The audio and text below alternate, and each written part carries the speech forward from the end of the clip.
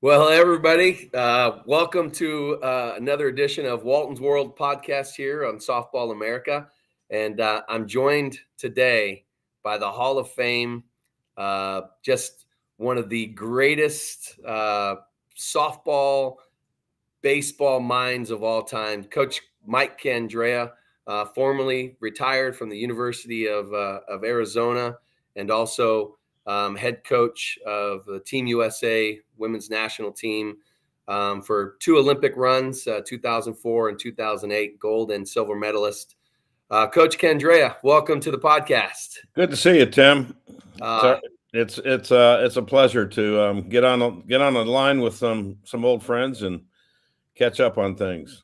Coach, I can't tell you just how excited I was when you agreed to come on with me.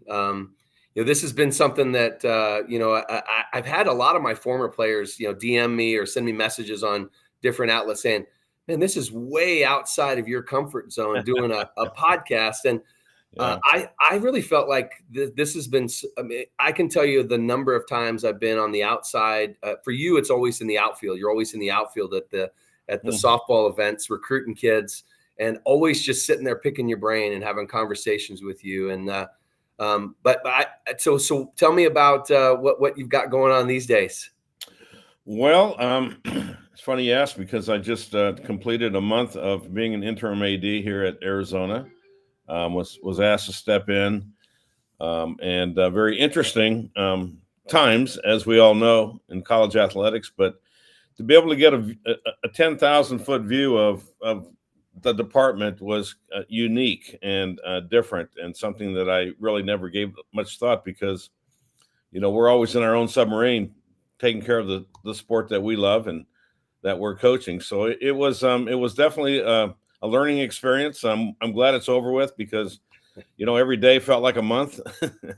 So, and then I'm back in retirement right now, getting ready to play in a senior event tomorrow here at La Paloma. So I get to play in the Pro-Am there. And just what's your handicap? My handicap is my game. I have worked my butt off to get it back down to a 12, and I thought I would be single digits by now, but I just for some reason can't stay focused for 18 holes, and I always have a couple that I blow up. But it's still a game I love because it's challenging. We talk about the frustration of being a hitter in softball or baseball. Well, golf, it's trying to stay focused for 18 holes is really tough. Yeah. Well, we ran into last week on our travel out to California. We ran into John Gordon, the author and motivational speaker. And I just talked to him for about 7 minutes, and he was on his way out to spring training to work with some baseball clubs. And he talked about, baseball and softball. Obviously, golf's in a whole nother level of the game of failure.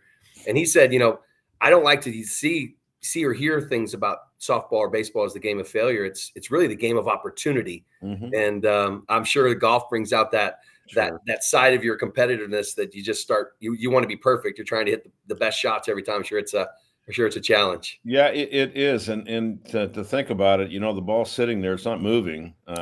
You think you should be able to initiate a move and duplicate it, but it's hard. And that's why it's I love watching the Pro Tour because it's really hard to win there, obviously, with the players they have. But just if you understand the game, you understand how tough it is. Yeah, but it's amazing that they can be so accurate with their yardage. They know exactly how far they hit with each club, with the wind, and I'm fascinated with the ability to understand oneself. I think that's a really key component to being good like that. Absolutely. Yeah.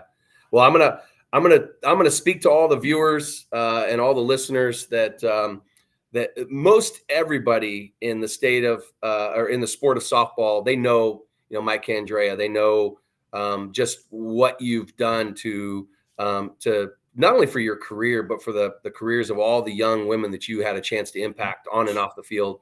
I've had plenty of your former players that speak so well of you, and obviously one's now the head coach at Arizona, and Caitlin Lowe, and so many other players.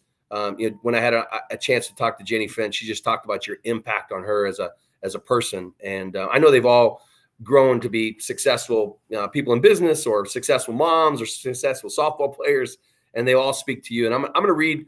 I wrote this. I went through all of your bios, and what I wanted to find was some nuggets in there that maybe one didn't talk about. But these are the things that I know are uncomfortable to you, but I'm going to still brag about you anyway, because you're a friend and somebody who's meant a lot to me in my career. But your 1,674 wins is the first one that just jumps off the screen.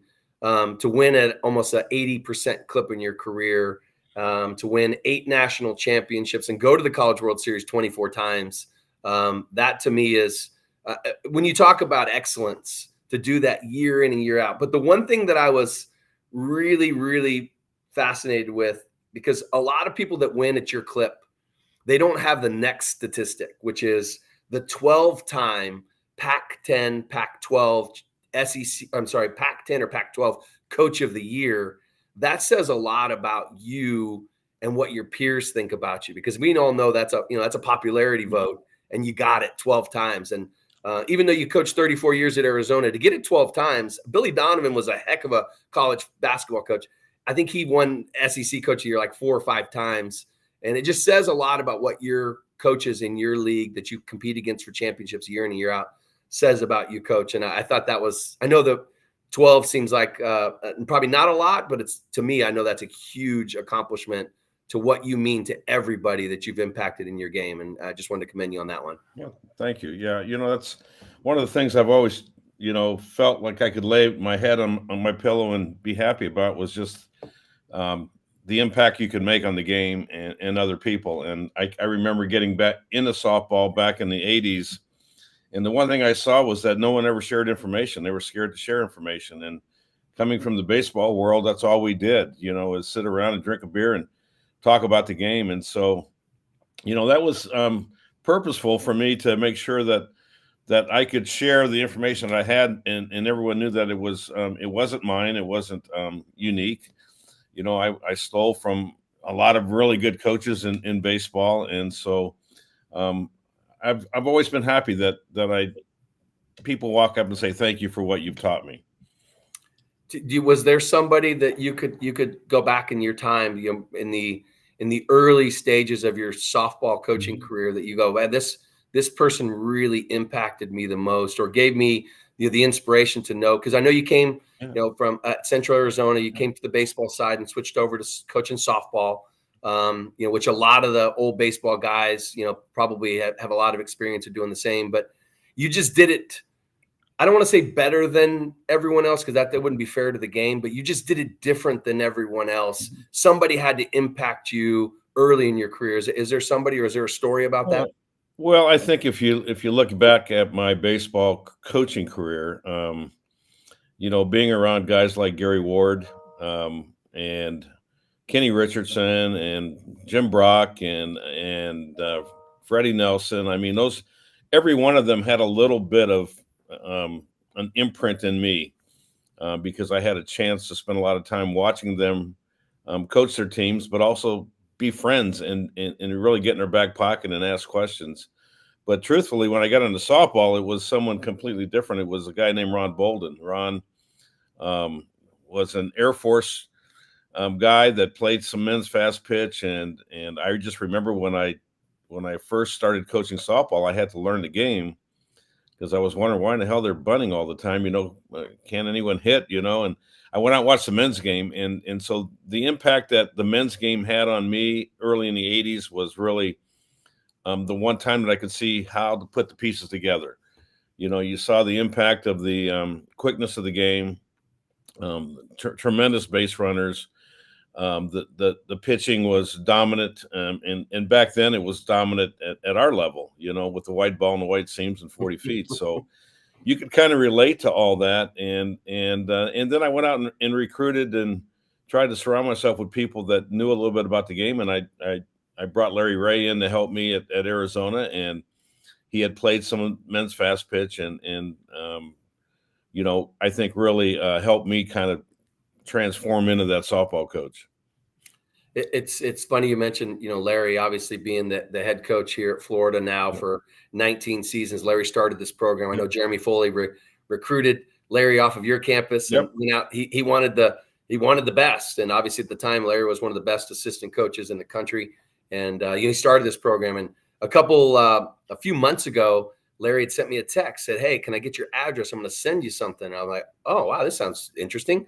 He sends me a box of Kodak of pictures from the initial season when they're building the stadium. He had a whole bunch of Polaroids. Slides. It was yeah. I think he had it on a beta or the old big VCR type. Yeah. But it was really cool that he would share that stuff with me, and I put it in my drawer for the next coach to see what kind of like the history of the game was. But when you talk about Larry, I ran into Nancy Evans. Nancy was here a couple weeks ago on campus, and we got to chat for about 10 or 15 minutes.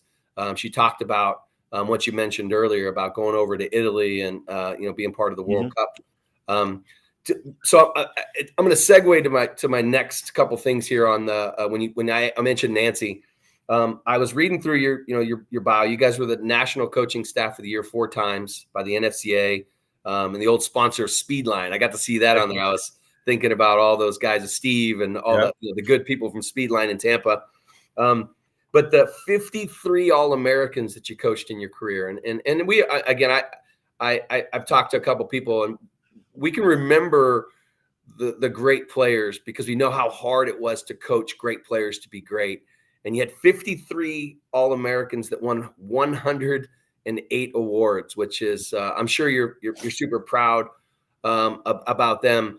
I always refer to, anytime I get a two-way player, someone who can pitch and hit, I always refer to Nancy Evans. And I think most people don't realize how good of a player Nancy was, but even how good I reference her BP when I watched Arizona softball at its best. And there's Nancy Evans in the cages, just firing balls to your hitters over and over again. I mean, what kind of impact did your All-Americans have on you? And obviously, I referenced Nancy, but maybe even specifically Nancy and your coaching staff.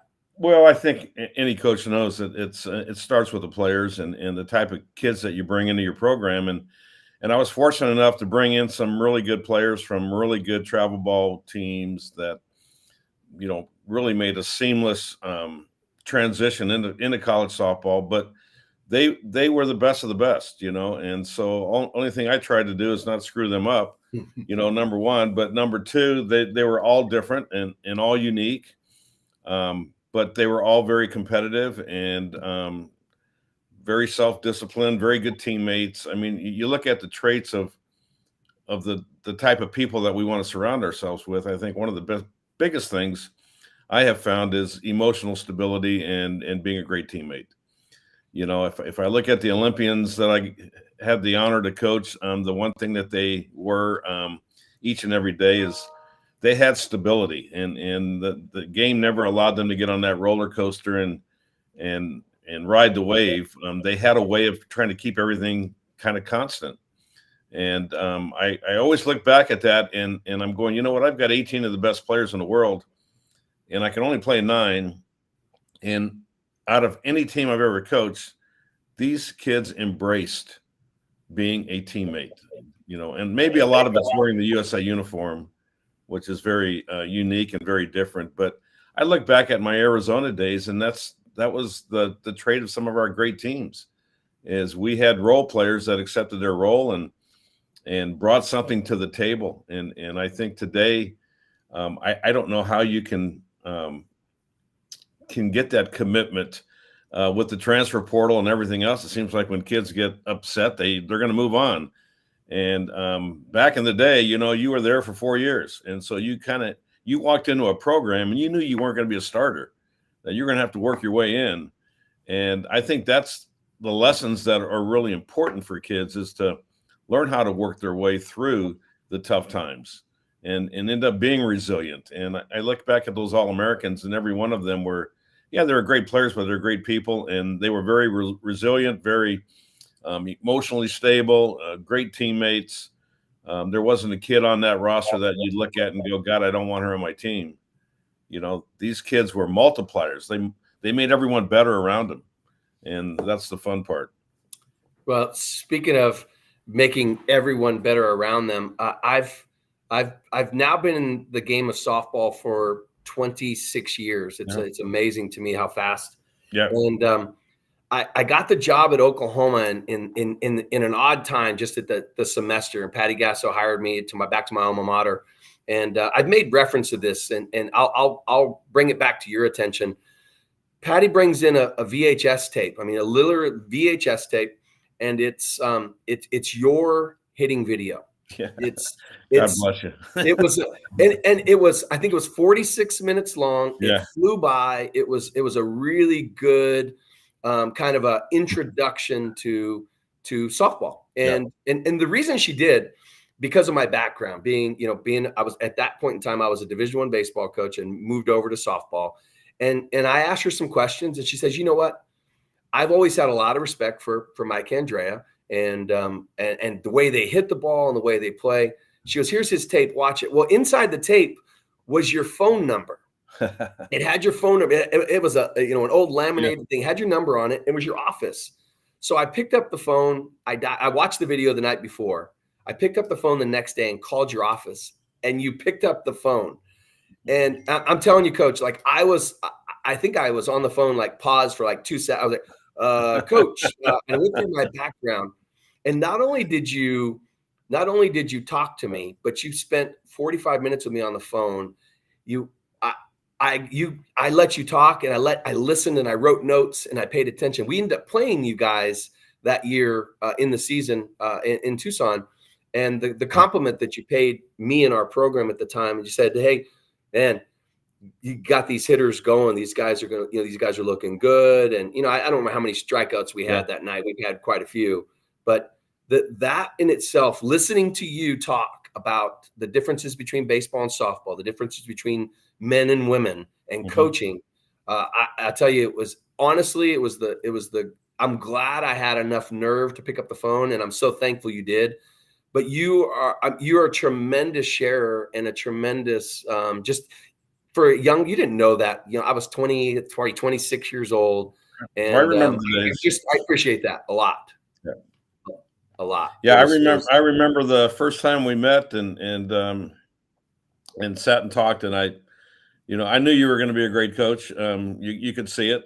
You had all the tools, but the one thing that you had, I thought, was that you had that caring part. And when it comes to the female athlete, you have to care about them, and I don't care how much you know. You can know everything in the world, but if you don't make them feel special, then you're not going to get through to them. And I liked your personality. I knew you had a good knowledge, and then I watched your progression through your coaching career, and it's been phenomenal to follow and phenomenal to watch. And you are definitely one that I respect. A lot of times I like to throw a little text message to people when they're in big moments, and whether they win an SEC title or a national championship, and it's always fun to get a response back. So that's what I have left in the sport, is being able to follow people like you, and I appreciate what you do. Yeah, so 2008. I'll go backwards. In 2008, we're at our first World Series as the Florida Gators. We just played a 9 inning marathon with Virginia Tech and Angela Tincher. We were both in the losers bracket, faced up against each other. We go 9 innings, we win. I'm walking off the field. You're in a golf cart, because you were, at that point in time, you were still the USA head coach, because you were getting ready for Beijing in 2008. And I'll never forget, in the golf cart, you come over and you got out of the golf cart and you congratulated. And nobody knew this. I didn't tell my program, but you congratulated us. That was win number 68 of the year, which broke an Arizona. You had 67 wins in a season, which was an NCAA record. And you came up to me and you told me, and I said to myself, like, how on earth does this man know that was win number 68? Because you did. You came up, and you do appreciate those. Even in losses, you've sent text messages like, man, that was a great game. You got your program. I really appreciated the gestures that you've shared with I'm not only just Tim Walton, but all the coaches out there that really respect you. Well, thank you. Yeah, I got to see win number 700 this past weekend. I was in Alabama for South Alabama's coach. Becky. Becky won number 700. So I waited around and shook her hand and congratulated her. But that's it's fun to see those milestones, because they're hard. And I think people like me understand how hard they really are. So I probably appreciate them as much as anyone. And you can't even describe and I think that's one of the biggest keys to success is understanding. It's probably to really celebrate the victories. I'm sure in the old days you can pick them apart. Oh, we should have done this, we should have done that. But as you get older and you start to lose more, you start to win less championships, you recognize how hard it really was when you're in the trenches to do it. Would you agree, disagree with? Oh my God, I would agree so much. It's one of my biggest issues, I think, as a coach looking back, was just not enjoying the victories. I used to blow through the victories, and then the defeats would just take chunks out of my body, and that was not healthy. It really wasn't. And there's a lot of things that I had to go through in my life, different challenges that were much bigger than this game.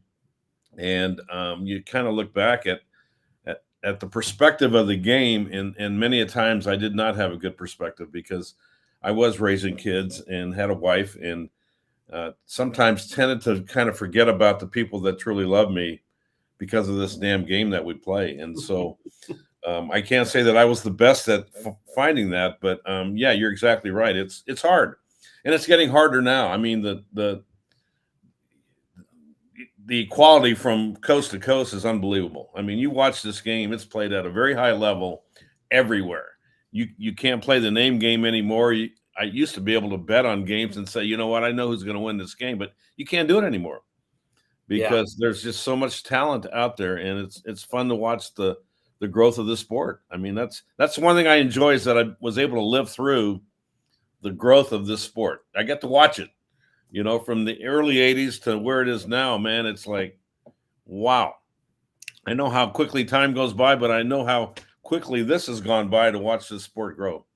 Well, it's funny you say that about the growth. And, I can think of, just all the different moments of watching the first, when Michigan was the first, Oklahoma was the first, and you start to see that. I did a podcast with Coach Sue Enquist, and she referenced, Coach Mike Candrea, and we were bitter rivals in the dugout. She talked about wanting to just come in and get you in your jugular. That was her.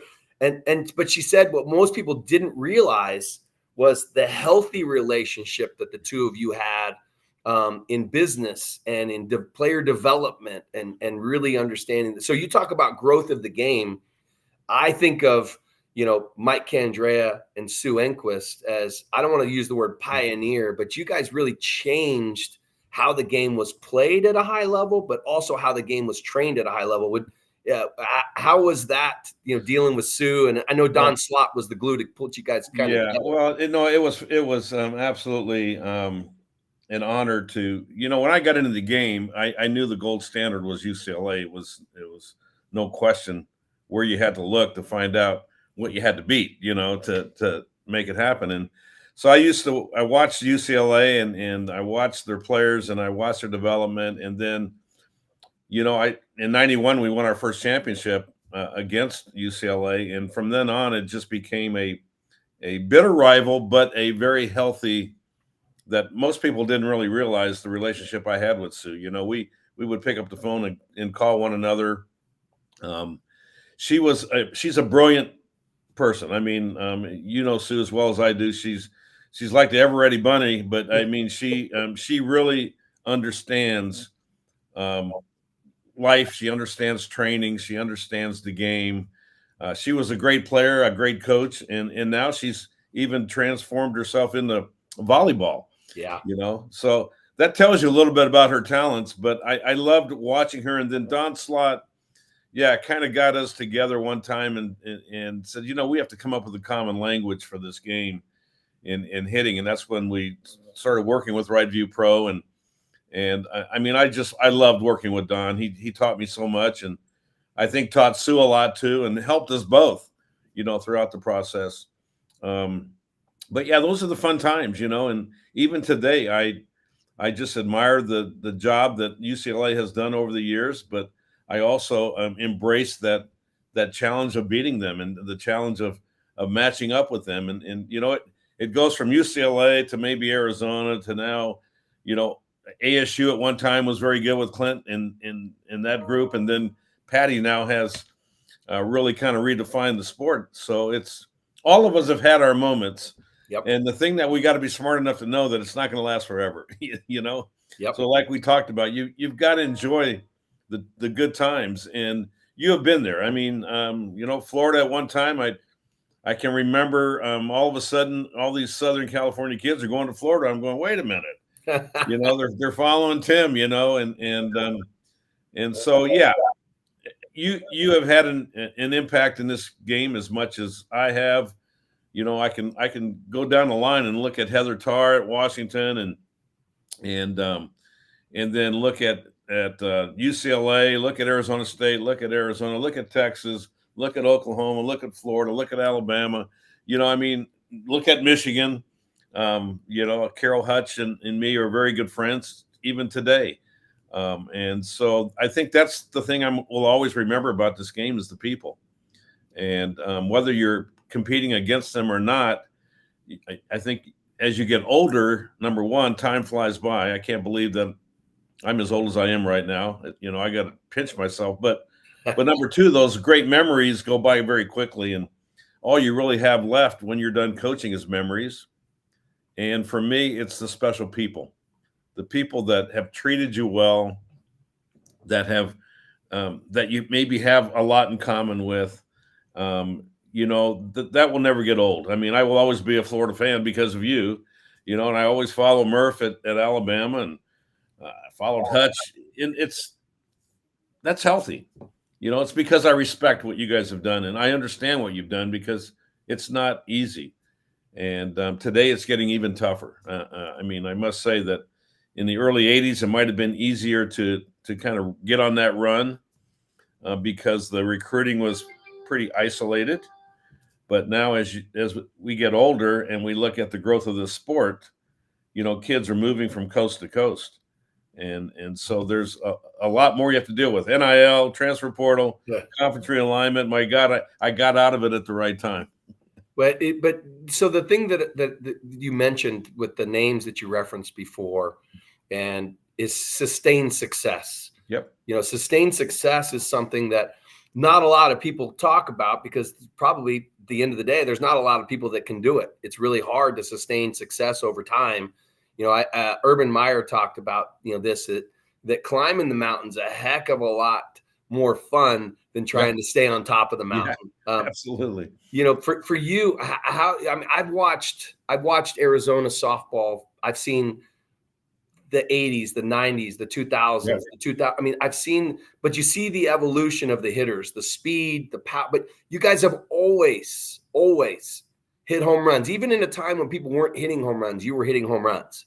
And tell me about, I know it's the players. We all know that the players, but there are a lot of people that were afraid to strike out. Like striking out was like the worst thing that could happen to you. But obviously watching Arizona, you didn't strike out a lot, but you also hit a ton of home runs. How did you sustain success, but yet it still be able to evolve through the peaks and valleys of the times? Yeah. Well, I think the one thing is we didn't think about it. As I went through this, it was like, it wasn't a conscious thought. It was taking every kid and trying to find what works best for their bodies and let them swing the bat a certain way. Because I think that's the one thing we've learned is that number one, you can't be a cookie cutter because not everyone's built the same way. And so I was at least smart enough to know when I recruited a good hitter that I would let them hit and not change them. But yes, I think the process is important. And the one thing I've learned about the process, it was one of my coaches, the process is not a straight line. The process goes all over the place, and it's still a game of trial and error.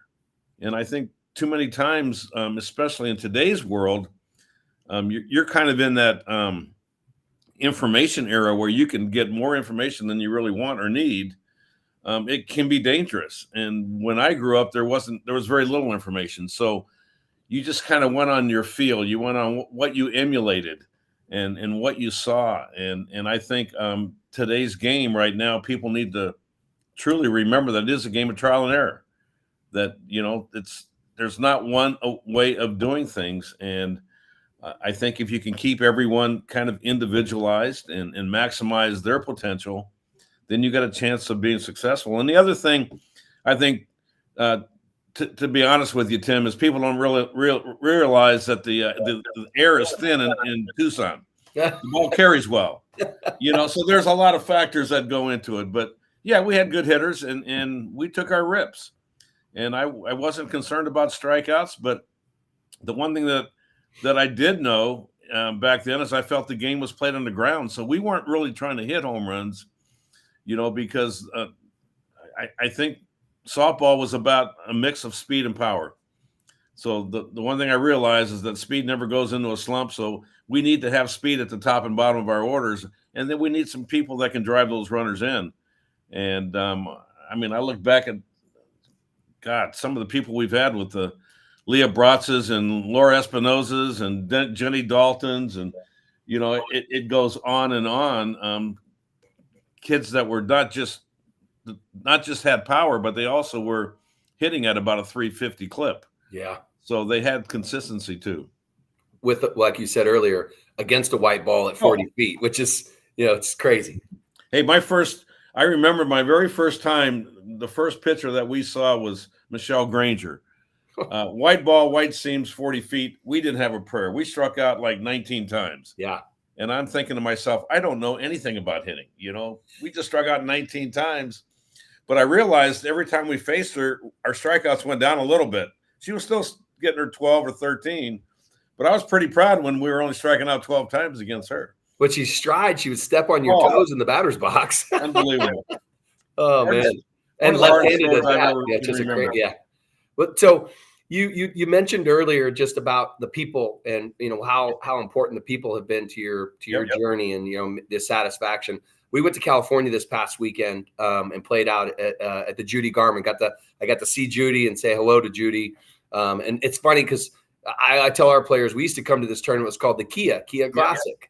And the coaching at Cal State Fullerton was Judy Garman. And so our player, you give them a little bit of a history lesson, teaching them about the game. And I had quite a few of you mentioned the Southern California players. I had quite a few of my former players come out to say hello and watch our team play. And I got to see either their husbands, their future husbands, their kids, and see the kids. We had one of our first ever, Kim Walton was our first ever position player All-American at Florida. And in 2007. And she's married, Kim Cecil now, has got 3 kids. And her little girls are in the stands starting the "Let's Go Gator." It was the coolest. I'm on the field and I'm about to start crying seeing, one of the most special players that I've ever had a chance to coach. Nobody's even her number was 5.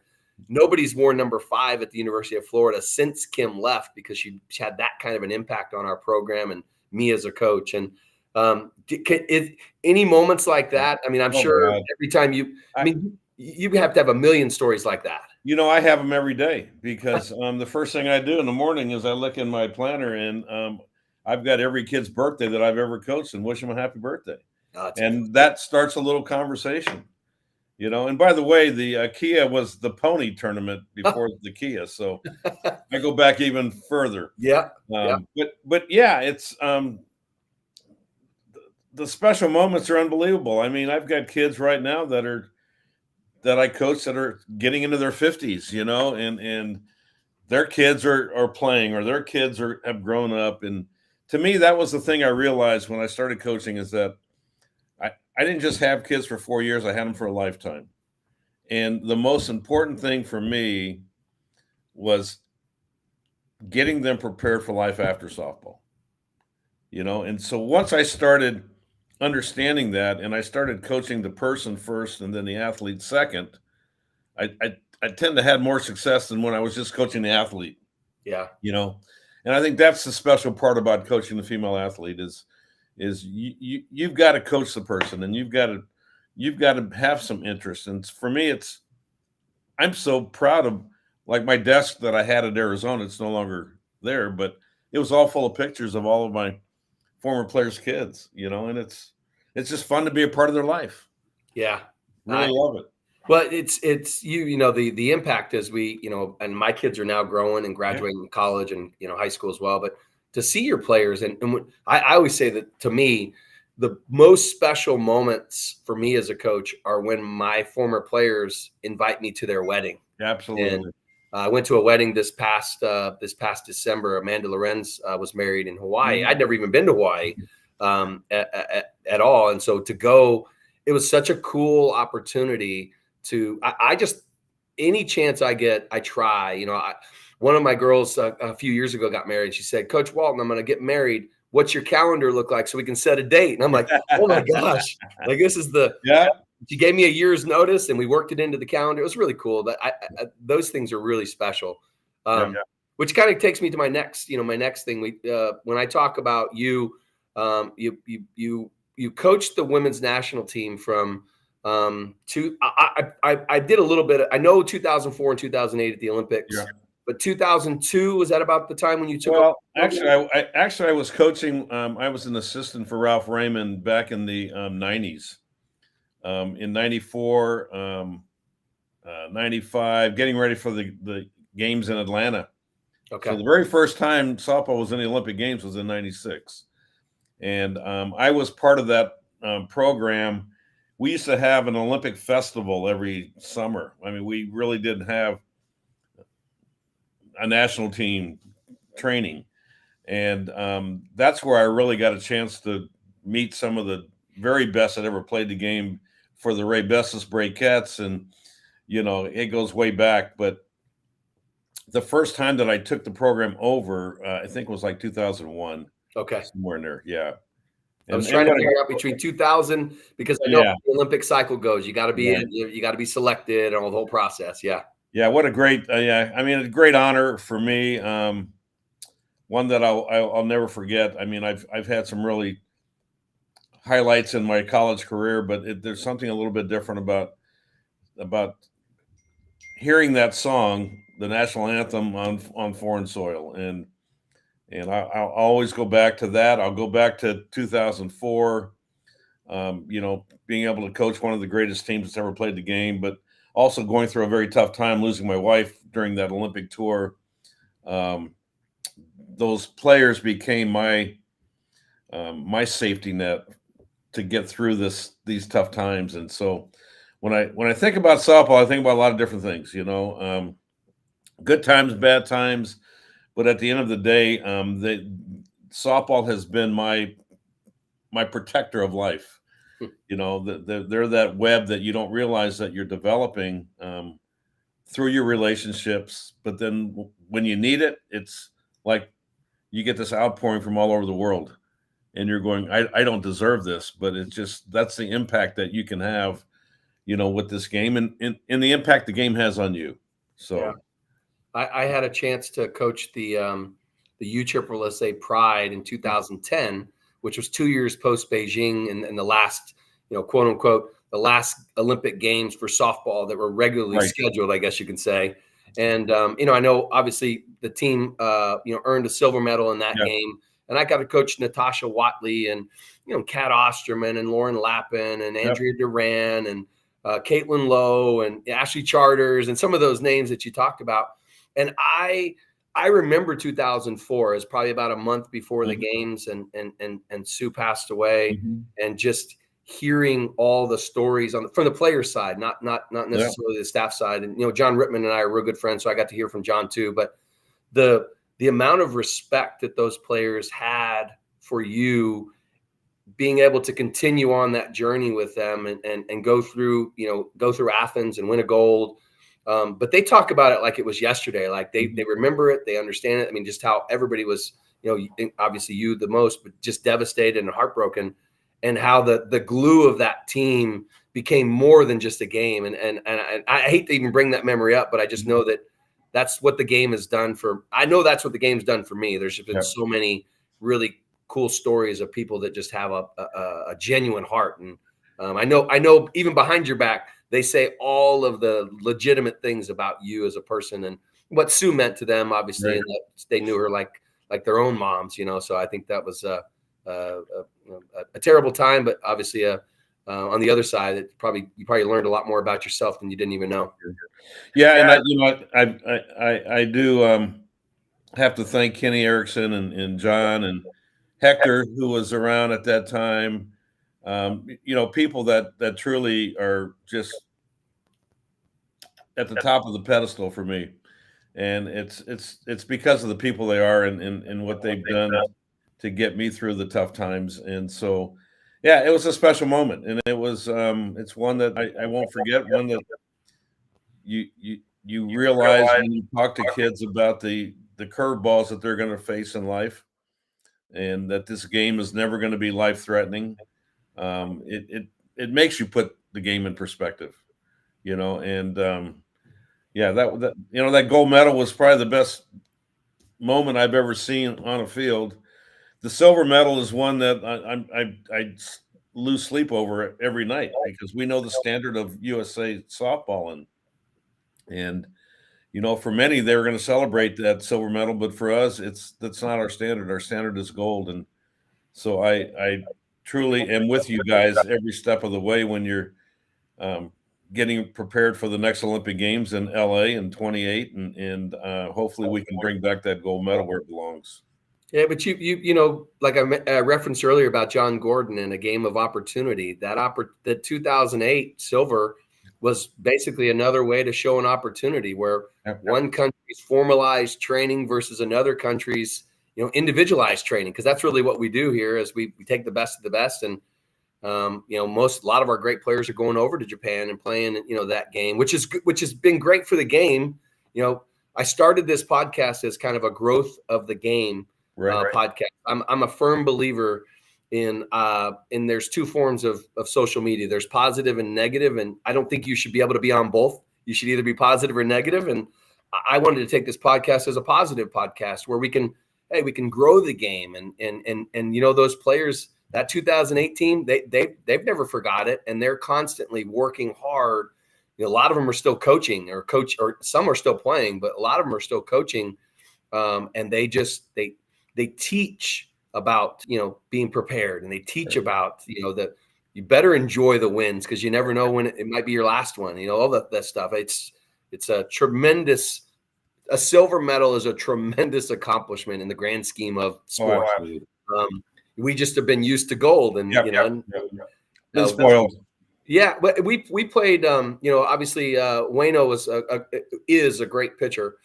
They've got a new left-handed pitcher, Goto. She's really good. I've seen her.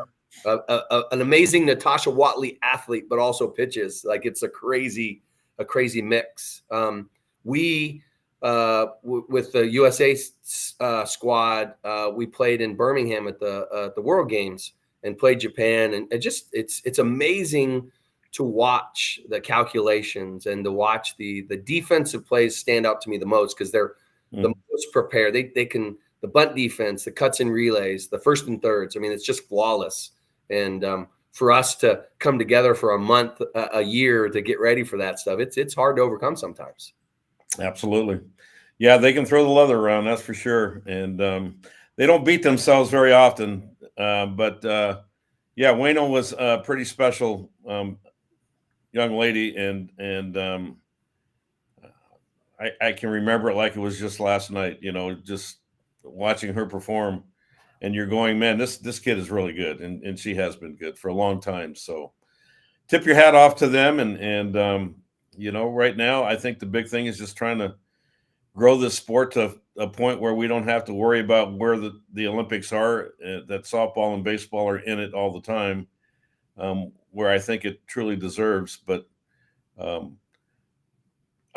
there's a lot more happiness than there is sadness when I think about this game and the people that are involved. And, you're sitting here one day I was sitting there and I had this ruler in my desk, and I was thinking about my dad. My dad passed away at 77. And And for some reason, I took out the ruler and I took out 77 and I took 65 away back then when I was 65. And I go, that's what I got left.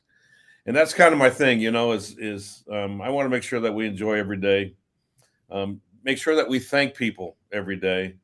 And I wouldn't have done things any differently. I've had a blessed life, and now I get a chance to follow people like you. And I just want to just say thanks to everyone involved in this sport for giving me a blessing. Well, you're the blessing. I mean that truly. One thing you said to me that kind of my brain is thinking, my brain fires a lot. Like, yeah. I'm sure that's how your brain was when you were trying to do X's and O's. My brain fires a lot. But one of the things that you said about the game. So, okay, you take the Hall of Fame career of Mike Candrea, you take the Hall of Fame career of Sue Enquist, you take the Great Britain national team coach in Tara Henry, you take Tim Walton, you take Heather Tarr. And I'm just giving you names of people that are, that are still involved in growing the game to another. What can we do a better job of to continually grow the game? I mean, you've done things in different countries. You've done things for different federations and different athletes from all over the world. What can we do? How can we get better at growing the game? Obviously, finances play a huge part in growth, and we all know that. But what can we do? Maybe besides having Major League Baseball, maybe even the Japanese league, the Korean league, all the leagues that are playing professionally. How can we come together? How can we grow softball to another level to where it is sustainable? It's in the Olympics every single year. What do we have to do? Well, you've named a lot of it. I mean, there's no one easy solution to this. I think it's getting the right ears and the right eyes on us. And you never know. It's like the WNBA. If it wasn't for the NBA to give them an opportunity, they would probably be where we are today, trying to get professional softball going. And so for me, I think in the States at the professional level, it's getting MLB to look at us and say, hey, we want this to be a marketing arm for MLB. And I think it can happen, and it should happen. I think internationally, the one thing that I realize is that a lot of those kids don't play the game as much as we do in the States. They're not playing in their institutions. And so I think just going out and being involved with clinics and trying to develop an interest in the sport. See, I think if you look at Europe right now, they were talking about having exposure camps. I'm going, we need to have coach pitch here.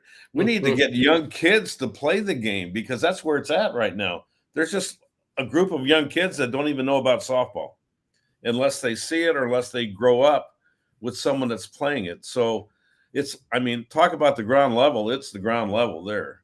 And I wish I had that answer, Tim, but I think whatever we can do to bring people to Europe and show young kids how the game is played, and maybe give them some idols that they can look forward to following. It's about all we can do, because it is a challenge, and it's even a challenge for baseball. I mean, as viable as baseball is around the world, if you go to Europe, baseball is really, really sporadic, and so it always has been. It always has been. Yeah, it always has been. And so I haven't come up with a solution yet, but I do know that we did like a exposure camp in Italy this year for the first time. It was ages 15 to 18, and we had about 50 kids there. And I'm looking at the talent level there, and I'm going, man, some of these kids look like they've never played the game before. And I did have to realize they don't play the game in their school system. So it's all clubs, and there's only so many clubs in Italy. And so we really have to find opportunities to teach the game at the very, coach pitch, T-ball, whatever it may be, to get more of those kids to understand what softball really is. Because some of these kids in Italy only think about one thing, and that's soccer. Yeah. Right. And they wouldn't know which way to run if you put a diamond out there. So I think we're assuming that they're much further along than they really are. So I think that's going to be the challenge. And every time I go back there, I get a chance to get into some moment where I can see more and more about what we need to do. And I love the people. They love the sport. The ones that play it love the sport. They get decent exposure for their national team. But at the end of the day, there's just not enough people playing it, Yeah.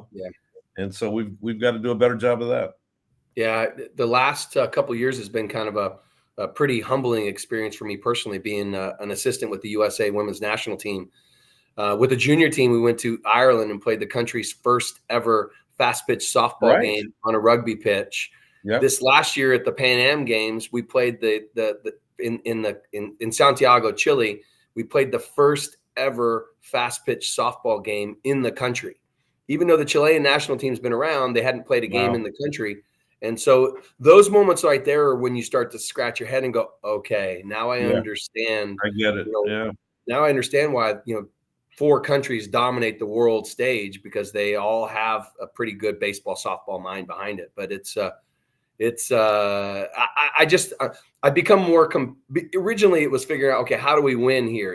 How do the Gators win? How do the Gators win? Now my brain's going, all right, not only how do we win here, but how do we grow this game to give more young women opportunities, not just in the United States, but all over the world. And, having some really good players go overseas and play in Japan and Italy and the Netherlands. And I had one girl go over and play in in Czech. She went over there and played the European Championship. So just in that small window. Very familiar. It's amazing how much. Number one, every girl that I've had that goes over, they go, hey, any extra gear you've got, give me anything, any gloves, any cleats, anything you can give us, because a lot of the girls don't have, enough stuff to even practice. So it's just kind of, it's pretty humbling, to be honest with you. I remember when London was involved in the Olympic Games possibly, and I remember taking a trip there, and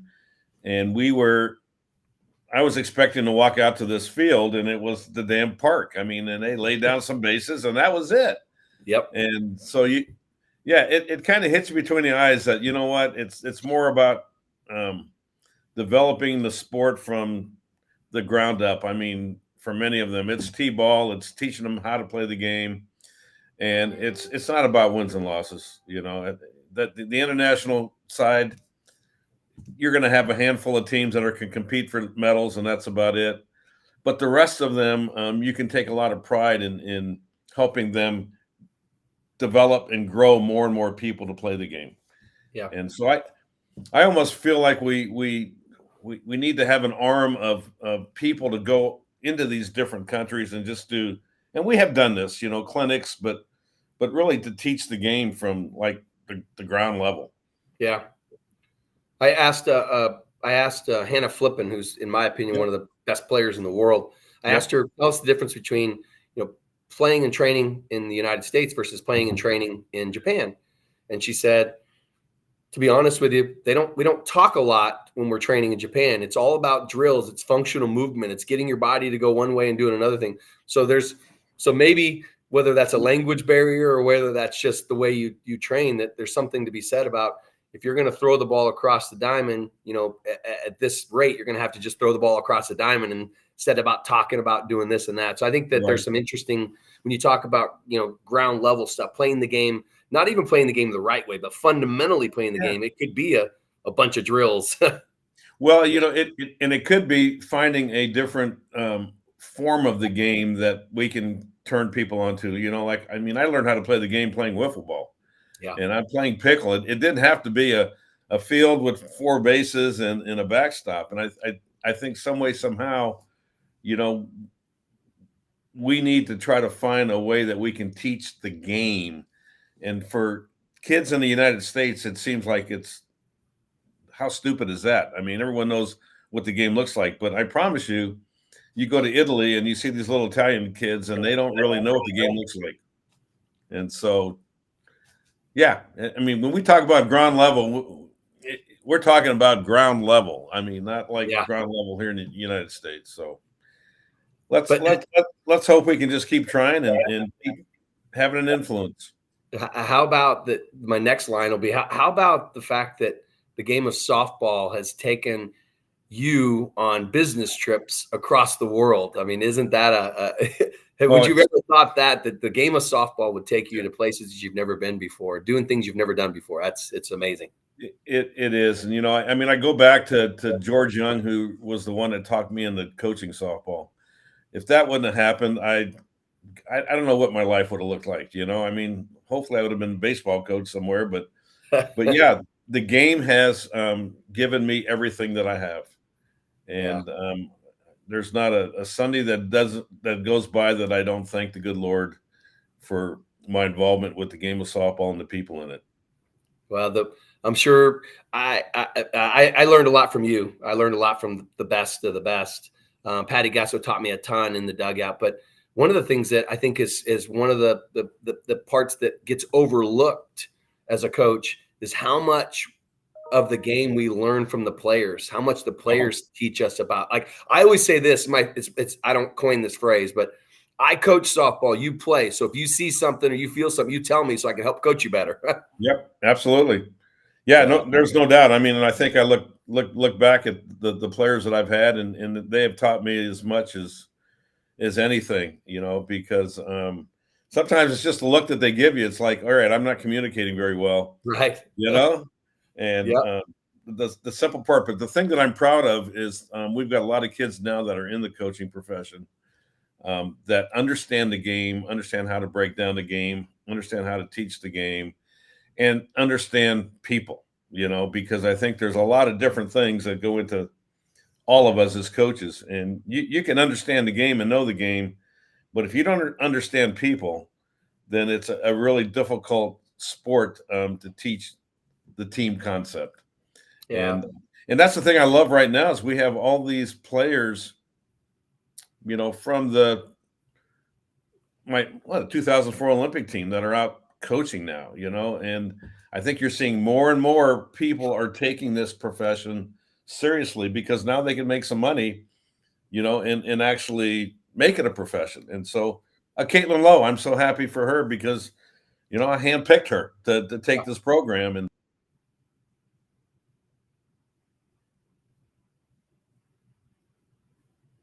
that's the fun part for me is that a good job of teaching the game and teaching how to coach, that now there's a lot more of them out there involved in the game. Jesse Harper, like Palomino. I mean, it goes on and on and on. So they all make me happy. Yeah, it's a good choice on Caitlin. She's obviously a great person and a great coach. Alyssa Palomino, funny story, in 2015 at the World Championships in Oklahoma City. I think the kid hit more home runs than 10 countries combined to hit in that. I remember that. She killed that tournament. She was great. All right, so I'm going to finish. We got a couple minutes left. Then I'm going to finish with this. I've kind of pivoted a little bit each time because I think each person that I get a chance to talk to is just so unique. But I think this one's fitting for you because you've been in some dugouts of some big time games against big time teams. So 2 questions. Toughest pitcher you've ever had to face, and you might have already mentioned Michelle Granger, but toughest pitcher you've ever had to face, and it doesn't have to even be in Arizona. Toughest pitcher. I got it. Yeah, easy. Lisa Fernandez. I mean, and I look at her how she impacted the game, whether it was in the circle, whether it was at third base, whether it was at the plate. Just truly one of the best players I've ever seen play the game. And we've had some really good ones. I always think of Fernandez and Nancy Evans, kind of very similar, but 2 bulldogs in a pit ready to bite each other's jugular, as Coach Enqua said. But what made her tough is she could throw it up, down, and off speed. You didn't see a lot of screwball, curveball out of her, but her off-speed pitch was phenomenal. And to me, I think the off-speed pitch is the X factor in our game. Yeah. Okay. Last question then. Yep. And hopefully we don't get kicked off of the of Walton's World podcast. But toughest dugout moment that you've had in your career? And by toughest, there's a lot of ways to describe tough, but toughest dugout moment in your career. Ugh, toughest dugout moment. God, you're killing me here now. I don't know. And again, it could be it's always the last game of the year. Yeah. For me, it was always the last game of the year, and only one team is going to walk away happy, and that conversation at the end of the College World Series when you've fallen short is always a tough discussion to have. This is going to sound silly, Coach, but I'm actually better at the last game speech at the end of losing than I am at the winning one. Like that's what you become, right? I mean, it's terrible. You said that I got the hair on my arm stood up because I'm with you. Like that's the hardest. Yeah, no, I agree. It is. And if I think about I know I can tell you at third base, the coaching box, the toughest decision I've had to go through, and that was getting hit by Crystal Bustos with a line drive. Yeah, my leg was numb for a month. Another great kid that just defines power. I think of some of the kids that I've had, but she was one of the strongest kids I've ever seen play the game. Well, don't get hit by a line drive in the third base at Alabama because they're going to yell out, "Don't rub it, Coach! Don't rub it!" That's a good question. That's one I'd have to really think about. But the dugout is kind of my sanctuary. It's no matter how bad you're playing or how bad the people are on you, at least you feel like you're protected in it for a while. I did get hit by a line drive at Oregon State, and I remember it very clearly because it was toward the end of my career, and Oregon State's dugouts are very friendly to home plate. And I remember a right-handed hitter hitting a ball, and I can see it. I have a clipboard in my hand, and I can see the ball, and I'm following the ball, but my talent takes over, and I miss the ball, and it hits me right here. And the place went silent, and all you could hear me say was, I won't say what I'm saying, but I said something very loud, and like the whole stands, everything went silent. And then finally I just said, "Play ball," because there's nothing weird feeling about a softball coming at nothing at all. I mean, if I had a glove in my hand, I would have missed it. Bad news. Yeah.